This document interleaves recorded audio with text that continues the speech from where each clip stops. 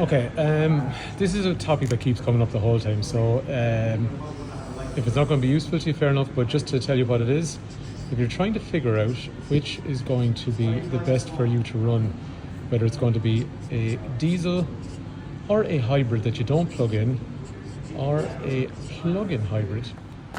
For anyone that is not familiar with the difference between a full hybrid or a plug-in hybrid or a mild hybrid, this video here is going to be really useful for them, so maybe watch that first, and then if you come back to this video it'll give you a better idea about running costs. Purposely leaving out EV here for a minute because I want to concentrate on having an even variable.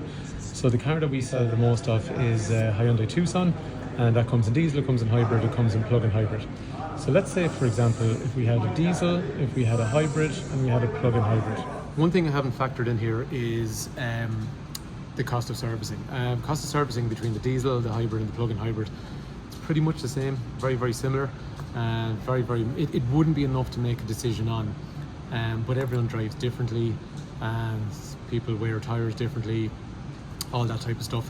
I will say one thing: we do find that hybrids and the plug-in hybrids don't seem to consume brake pads as much as their diesel counterparts, but we do have some people with diesel cars that don't seem to consume them either, so that can be a little bit changeable. But for most, there wouldn't be a big enough difference between running a plug-in hybrid versus a hybrid versus a diesel, factoring in the servicing cost in the decision I come to at the end. Okay, so I've got a diesel car, which is a 1.6. I got a plug-in hybrid, which is a 1.6, and I've got a hybrid, which is not plug-in, which is 1.6, and I also got a plug-in hybrid, which is 1.6. In terms of, let's say, horsepowers and all that kind of stuff, this car here is going to be 115 horsepower. This car here is going to be 235 brake horsepower, and this car over here is going to be, when charged, 265 brake horsepower. This car here is going to be a manual, this car here is going to be an auto, and this car here is also going to be an auto. The gearboxes in the automatics are 6 forward gears, same as the manual as well. Okay, so the next thing to consider is, and what we're doing is we're keeping the same spec, right? So I'm just going to pick one of the models here that we have at the moment. So let's say the middle spec of a Tucson diesel these days, including paint protection, metallic, that kind of stuff, 46,735. Its equivalent hybrid, which when I say hybrid non-plug-in, 50,940 euros, and its equivalent plug-in hybrid, 48,385 euros. One point to note is here, you would expect this car has a bigger battery, the ability to plug in and all that stuff. It should be more expensive than this, but it's not, and it's purely down to VRT. And let's actually just show you the VRT. So let's say the diesel's got 8,400 almost vehicle registration tax. The hybrid has vehicle registration tax of about 7,600 euros that goes through the government. And then the plug-in hybrid, like we're saying, has more technology, but it actually works out cheaper than this. And the main reason being, it's got about 3,300. So that's why you'll see all these X5s and all that kind of stuff, these big Audi Jeeps and that coming into Ireland these days instead of diesels being imported, because the VRT is just significantly even lower on these plug-in hybrids.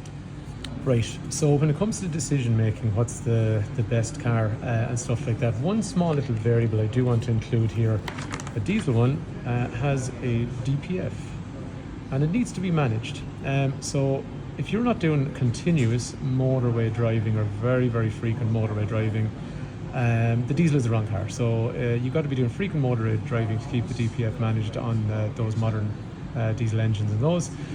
Whereas these ones here are, I would go as far as saying that, suitable for all conditions. So they do have something called a GPF, and I have seen a GPF block, but very seldom, and it's for unbelievably low mileage drivers. So for me, from this point of view, this one you have to think about your driving style, whereas these ones, they work in all conditions in my opinion. Okay, let's take the case of a Tucson buyer that's going to do maybe 20,000 kilometers per year. Okay, 20,000 kilometers. Okay, 20,000 kilometers per year, which would be the best buy. So straight away, when we look at say the pricing structures on the cars, okay, so we're going to use this as the baseline over here. Okay, let's think about it this way. So if we want to go from here to here, so that's basically going from a diesel to the next expensive one, which is actually the plug-in hybrid. So it's a €1,650 jump to go from a manual diesel car into, you know, what I think is got a lot of power, automatic car, nice to drive, and actually comes with bigger wheels as well. $1,650 to go up into this guy here. Whereas if we were, and that's for the plug-in hybrid. If we were going from the diesel to the non-plug-in hybrid, it would be like €4,200 of a gap. So in other words, there's about $2,500 between the plug-in hybrid and the hybrid, which is not plug-in, in favour of the plug-in hybrid being cheaper. So usually when we're talking to people, we're kind of saying, right, you had a diesel, you're going into a plug-in hybrid, it's going to be about $1,650 more. And if you want to go into the non-plug-in hybrid, you've gone $1,650 more. Now you need to go another almost $2,500 to go up into this. Or in other words, 4.2 from here. Anyway, I'm going to factor this in a sec a little bit better as we move along. Right, let's think about fuel efficiency. My experience on the diesel in Tucson, most normal people end up kind of averaging somewhere in the region of about 5.7 litres per 100 kilometres. So that'd be a fairly normal number. On a non-plug-in hybrid, usually about 6.5 litres per 100 kilometres is what I normally see. And then for the plug-in hybrid, I'm going to give you 2 points on this. Okay. The reason being, if you never charge the plug-in hybrid, two-wheel drive version, okay, we're basing it on here, never charge one of them. I have done extensive driving in them, about 7 litres per 100 kilometres. And the reason being, you're carrying around a heavier battery. So based on those calculations, if you had someone that did 20,000 kilometers a year, okay, so let's say on average these cars do about 700 kilometers to a full tank. So actually let's be a little bit negative and say they do 650 kilometers to a full tank. So 20,000 a year, 650 km per tank of fuel, okay, which is going to work out better. So let's say a tank of fuel at the moment could be about, I don't know, €70 in the size of the fuel tank that comes in a Tucson. So a diesel would require at, if you're getting about 650 kilometers to a tank and you're doing 20,000 a year, it's going to be 30 tanks of fuel multiplied by about maybe €70, something like that. So that's a fuel bill on average of about, I know it's 2,153, so something like that. Per year, you're spending about, €2,000. So let's say we move into a car using the same parameters, same mileage, roughly around the same distance per tank. When you have a 2,153 bill and you're moving into a car that consumes 6.5 litres instead of 5.7, 2,153 is going to move into about 2,455 per year, i.e. an extra €300 per year. Now again, using the same formula after that, what we're going to do here is we're going up to 7 litres per 100 kilometres. So we were at 2,153 per year, then we're at 2,455 per year, and then we move on to 2,644 per year for fuel. Again, factoring in about 7 litres per 100 kilometres. Now again, I have to point out here, I have not factored in plugging in the car or anything like that yet. I'm just basing it on never plugging this in. You can't plug this in and you can't plug this in. So this is just fuel usage if you were just putting fuel in the cars, diesel, petrol and petrol. Right, let's do some mathematics, right? Say for example, I'm going to keep the car for 3 years. So as we said, we started off with a car that was diesel up here, and then this car we said was hybrid, and we said this car was plug-in hybrid. So in terms of fuel, 3 multiplied by 2,153. In terms of fuel, 3 multiplied by 2,455. And in terms of fuel, 3 multiplied by 2,644. So over 3 years, you're going to spend about €6,500 on fuel in the diesel. On the non-plug-in hybrid, you're going to spend about €7,365 on fuel.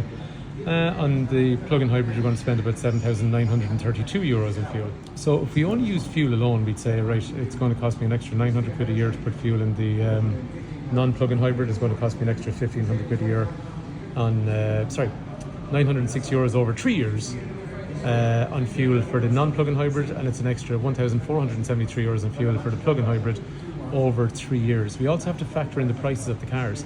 So again, we're using the diesel as a baseline. So let's look at it this way then. The non-plug-in hybrid cost us an extra €4,205 over the diesel, whereas the plug-in hybrid only cost us, well, not only, but cost us €1,650 over the diesel. So all of a sudden, what was looking better now isn't looking better. So when we look at it from this point of view, the non-plug-in hybrid, when we factor in the amount of fuel we use over 3 years, plus the extra cost, the car cost us an extra $5,000 to buy over the diesel. Whereas the plug-in hybrid cost us $3,123 when we factor in the extra fuel usage and the extra cost of the car. So very quickly for me, the non-plug-in hybrid is now no longer making any sense, and it's between these two here. Moving on, we will have to think about resale value. So at the moment, at the time of the video, if someone comes into us with a hybrid or plug-in hybrid right now, they're the exact same value to us. So if you come in with a plug-in hybrid or a non-plug-in hybrid, it's the exact same value.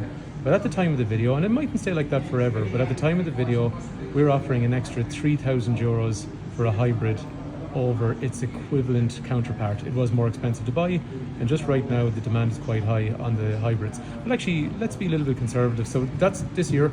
Let's say, for example, even it was a €2,000 gap, and we are offering more than that right now. But let's say, right, residual value. So I spent more buying this car, but I am getting more back for it. So my essential difference in cost over the diesel is now back to 3,000 odd euros, whereas in this one it's down to 1,123. So by the time I factor in the extra fuel I've used, the extra cost of buying the car, factoring in the residual values being stronger on the hybrids and plug-in hybrids, this car was still €3,100 more expensive to buy. For me, at this time, unless you specifically want a hybrid, non-plug-in, taking into account figures, I don't think that is the best value for money. Doesn't mean you should buy one, but just for me, in terms of figures, it wouldn't make sense. It still leaves the plug-in hybrid and the diesel in competing terms. So I'm going to move on to one more thing here. And I said to you already, so I'm now moving into, I'm finished with the hybrid. Again, now I have some customers that have bought hybrids this year, and that's just what they wanted, and it doesn't always have to add up on paper, the decisions that people make. And they're fully informed, but this is what they decide to go with. That's a lovely car. One thing I will say in Ireland, actually, if you're part of the disabled driver or disabled passenger community, this works a lot better because you're claiming more vehicle registration tax off, whereas this one doesn't because you have less. Anyway, so like what we said, we now have a gap of €1,123. The plug-in hybrid is still working out more expensive than the diesel by €1,123. One point of note for me here is, like we said before, this car requires a lot of motorway driving to keep the diesel particulate filter clear, and modern ones are very sensitive to that. So if you don't want that, if I said to a customer, if you're not doing motorway driving and you're not in a position to keep the diesel particulate filter clear, I'd say yes, it is going to cost a little bit more to buy this one and run it, but it's way better than having to worry about I need to go for motorway drives that I didn't need to go for, if that makes sense. Fine. One other thing that we haven't factored in, which is the big thing on this car, is plugging in. So let's say, for example, you did a 50-kilometer journey on a diesel car. Usually that's going to cost you about maybe €6, something like that. So if you did a €6 journey, let's say you did a €6 journey, I don't know, 5 days a week, 6 days a week even, it's going to cost you maybe about €30 each week to do those 50-kilometer journeys, right? So let's say you did that, 5, 6 is 30. So 5 days, and I only do 50 kilometers a day, that'll be about €30 per day, per week.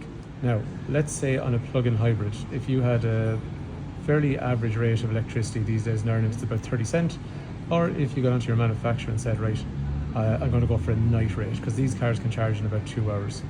9 cents, which means you have something called, you have a battery which is a 13.8 kilowatt hour battery. So on a 13.8 kilowatt hour battery, it's going to cost you about €4 14 to do that same 50, because they're quoted as doing 66 kilometers, which in the real world is probably around 50 kilometers. So that's why I was using 50 kilometers over here. So that's cost you €4.14. Whereas if you use the 9-cent night rate, that's now cost you about €1.24. So let's think about it this way. When we're comparing this to the diesel, okay, €4.14, that means, it's going to save you about €2 5 days a week, x 5 days equals, it's saving you about a tenner a week. Whereas this one could be saving you €4.76 x 5 days. So that's going to be about maybe saving €23 per week. So let's put that over 3 years. So like we were saying, on the plug-in hybrid, if you had a fairly, average rate of electricity at 30 cent, it might save you about a tenner a week if you did a 50-kilometer journey, 5 days a week. Over 3 years, you've managed to save €1,560. And remember, we said that car, the only difference was over 3 years was costing you about 1,123 extra in terms of fueling and initial cost. You've now cancelled that out, even at a crappy rate of electricity. If you get a night rate, 9 cent, you've now saved over 3 years, 3,588. So that means now your net, you've cancelled out the 1123 and you're left with about 2,200, 2,300 of a saving. So for me, these days, it's a nice car to drive. When you do the mathematics, for me, FEV is the winner if you're somebody that did these kind of 50-kilometer drives every day. That's my finding. So that's based on a normal person doing about 20,000 kilometers a year, fairly average kind of driving. There will be outliers. If you were somebody that does, 1,000 kilometers a week, more, 1,200 kilometers a week, and you have your own business and you can claim VAT on diesel and all that kind of stuff, there's a few things that will make a diesel car probably more suitable. But for a lot of people we have coming into us at the moment, doing that kind of family driving, work driving, all that kind of stuff, that's what I'm finding. The plug-in hybrid, by the time you factor in the initial cost plus the cost of fuel and charging and all that kind of stuff, and by the end of the conversation I'm coming back onto plug-in hybrid. This is 2025 moving into 2026. It might not always be like that, but right now that's what I'm finding. So it's one example, it's one way of thinking about it. So if you've managed to watch the whole video, I really appreciate it. Thanks for watching.